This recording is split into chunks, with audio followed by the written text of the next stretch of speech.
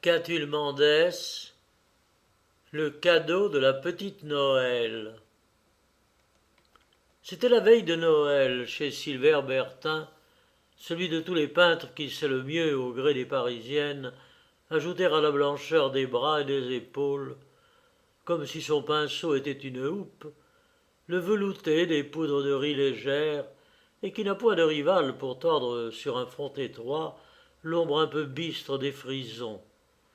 La petite Rose Noël, si mignonne, vous savez, paraissait plus petite encore dans le grand atelier, pendant que Silver, assis devant le chevalet, mais ne peignant pas, la suivait d'un regard très doux, attendri, presque plaintif, un regard singulier véritablement. Elle allait et venait, presque courant, presque sautant, avec des façons de jeune chat qui joue, entre la tapisserie où d'indolents Hercules nus et tordus humilient à filer des quenouilles la vigueur saillante de leurs énormes muscles, où des narcisses en habits de page regardent dans le miroir vert de l'eau les boucles d'or de leurs cheveleux et l'aile rouge de leurs toques trembler parmi les améthystes et les topazes reflétés d'un pan qui fait la roue sur la margelle du bassin. Toute rose dans son emmitouflement de soie et de fourrure, car elle ne s'était pas encore défaite, elle se confrontait à la blancheur nue des plâtres ou des marbres, avançait d'une petite moue de fleurs fâchées vers une glace de Venise où elle ne pouvait voir que l'un de ses yeux et une seule de ses fossettes, parce qu'il y avait au beau milieu du cristal un groupe blanc opaque de scaramouches et d'arlequines, et se hissant, s'allongeant, elle tendait les mains, de petites mains d'enfant, rapides, étourdies, qui cassent si bien les joujoux, vers les bibelots précieux rangés sur la corniche du bahut Henri III, riait du diable japonais à la face brurimonde, qui s'écartait éperdument dans des nuages de bois, souriait à la petite bergère de sévère, de Sèvres, dont la jupe bleue et lilas,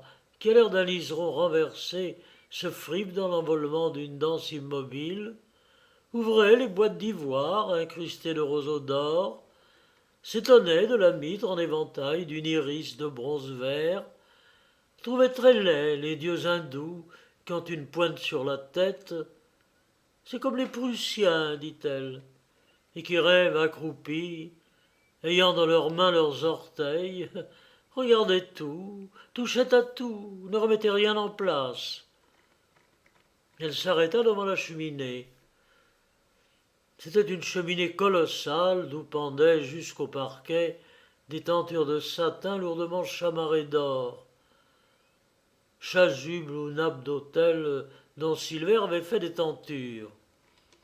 Elle écarta les étoffes, s'étonna des hautes cariatides de chêne et surtout du vaste foyer d'où l'on aurait pu mettre un jeune homme marbre avec toutes ses branches. Elle s'y fourra en éclatant de rire, s'y tint toute droite, s'y mit à tourner en valsant, et s'en échappa brusquement, repoussant les tentures, toute rouge de plaisir, comme un enfant qui sort d'une cachette où on n'a pas pu le trouver. Mais ce qui la charma le plus, ce fut une babouche persane, en velours pourpré, brodée de petites perles, qu'elle aperçut dans un vieux plat de cuivre repoussé. « Ah, la jolie pantoufle!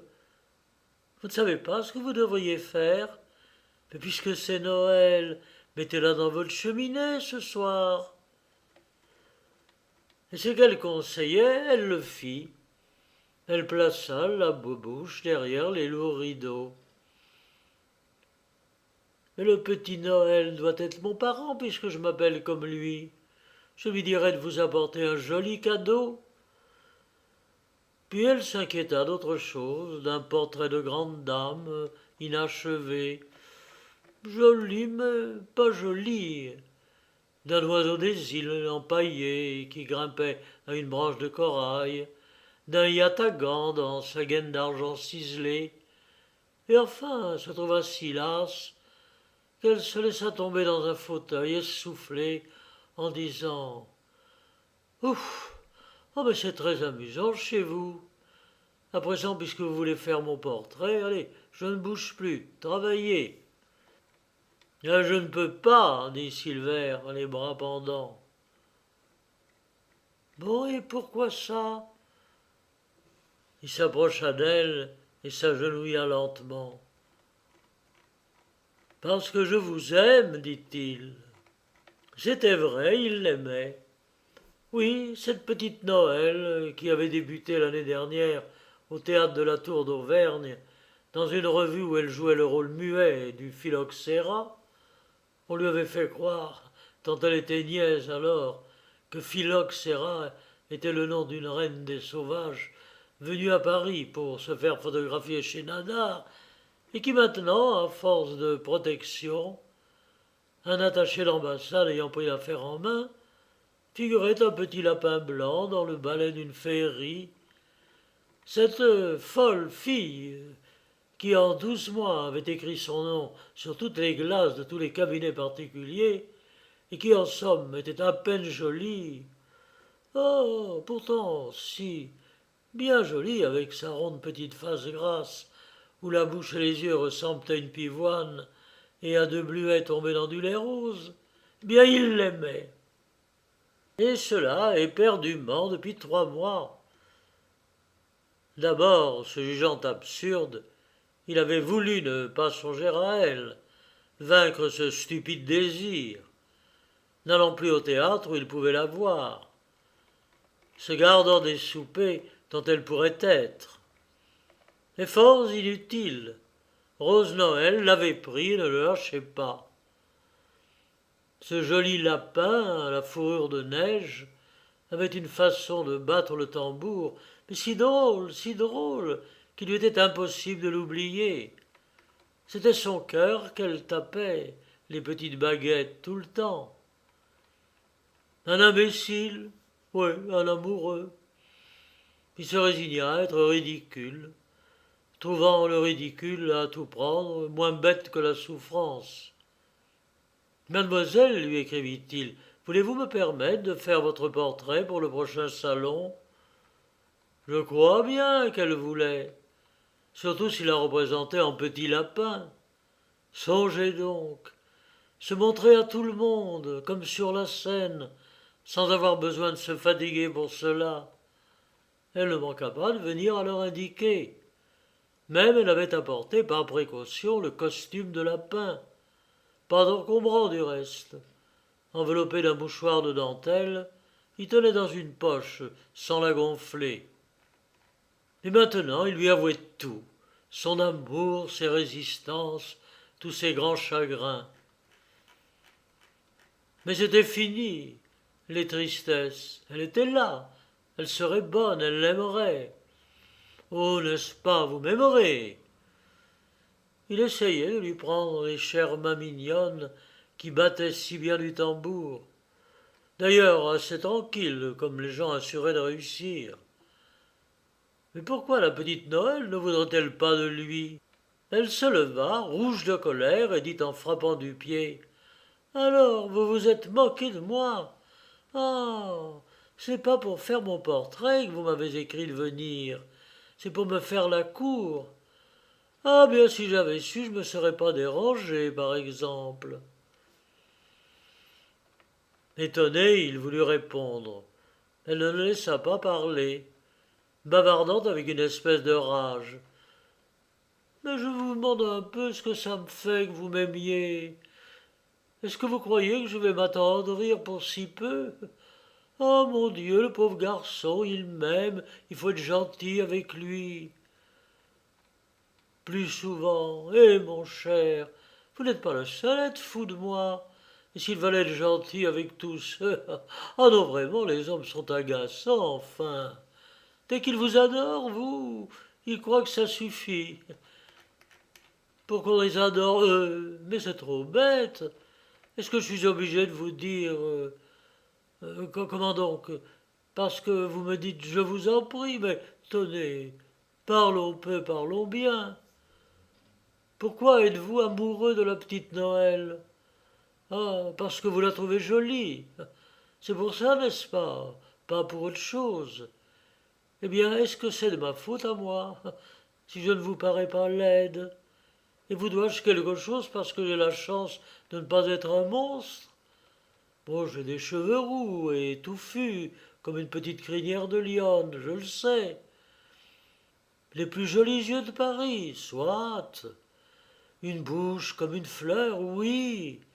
Des oreilles comme des coquillages roses, je ne dis pas non. Et quoique un peu boulotte d'en haut, la taille très fine, bien. Mais dites donc, parce que j'ai tout cela, et que vous avez daigné vous en apercevoir, est-ce que je suis forcé, moi, de vous donner tout cela et le reste? Vrai, je vous conseille une expérience. Entrez dans une boutique de bijoutier, pleine de jolies choses, des perles, des rubis, des diamants, rivières, et dites au marchand, vous avez là un tas de bijoux qui me conviennent joliment. Je vous invite à m'en faire immédiatement cadeau. Vous verrez comme vous serez reçu. Bref, c'est très flatteur d'être aimé. Mais ce n'est pas une raison pour qu'on aime. Je vous plais, ben vous ne me plaisez pas. Voilà qui est clair, je pense. Là-dessus, bonjour. Ah, mais vous êtes crânement fichu de moi tout de même. Ah, c'est comme ça que vous faites poser, vous. Je m'en souviendrai. Et vous savez, ne vous avisez pas de m'écrire pour me faire revenir. Jamais je ne remettrai les pieds chez vous. Jamais, jamais, jamais. Plus rouge encore, du feu dans les yeux, elle sortit de l'atelier avec un rire méchant, dans un vif froufrou de robe, qui avait l'air d'être en colère lui aussi. Tout le jour, Silver Bertin fut triste, triste jusqu'au désespoir. Était-ce possible vraiment que cette créature, qu'il avait toujours vue frivole, et que maintenant il savait mauvaise, le possédait, le maîtrisait ainsi? Il avait voulu travailler, il n'avait pas pu. Il était sorti, espérant que le brouhaha de la rue étourdirait sa pensée. Non, il n'avait pas vu la foule, pas entendu les bruits. Dans ses yeux, rien que la vision rose de la petite Noël. Dans ses oreilles, rien que le joli méchant rire de la petite Noël. Cependant, comme la nuit était venue, il devait être assez tard déjà, il se souvint que ce soir, il avait promis de fêter Noël en compagnie de quelques camarades. Une belle nuit joyeuse le guérirait peut-être de son stupide amour, l'en distrairait à coup sûr. Eh bien, arrivé devant la porte du restaurant, il n'entra pas. Morose, il eut peur de la bonne humeur des autres. Puis la douleur a souvent le jaloux orgueil de se préférer à la joie. Il revint chez lui. Son domestique qui l'attendait avait allumé le poêle de l'atelier et les lampes. Monsieur n'a plus besoin de rien? Non, merci. Il tomba lourdement dans un fauteuil et regarda autour de lui, plus triste encore, songeant que ce matin, elle avait joué, elle, toute petite et rayonnante, dans cette grande pièce un peu sombre, et qu'elle n'y reviendrait jamais, jamais. Il avait des larmes plein les yeux, oui, des larmes. Et qui de nous n'a pas pleuré, même pour la petite Noël? Il se leva.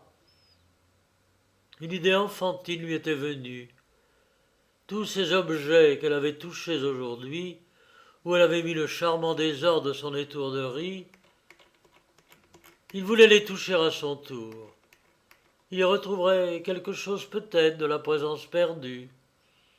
Il se mira, lui aussi, dans le miroir de Venise, y cherchant l'image envolée, mania le diable japonais, baisa la petite bergère de Sèvres, ouvrit les boîtes d'ivoire incrustées de roseaux d'or. Mais où donc était la babouche? C'était de la babouche qu'elle s'était surtout amusée. Ah oui, il se rappela, elle l'avait mise dans la cheminée, derrière les rideaux. Il s'approcha, se baissa un peu, tendit la main pour écarter les tentures tout près du parquet. Il poussa un grand cri de surprise. Là, dans la pantoufle persane, il y avait un petit pied nu, un adorable petit pied nu de femme. Et passant tout à coup la tête entre les tentures, « C'est mon cadeau !» dit la petite Noël.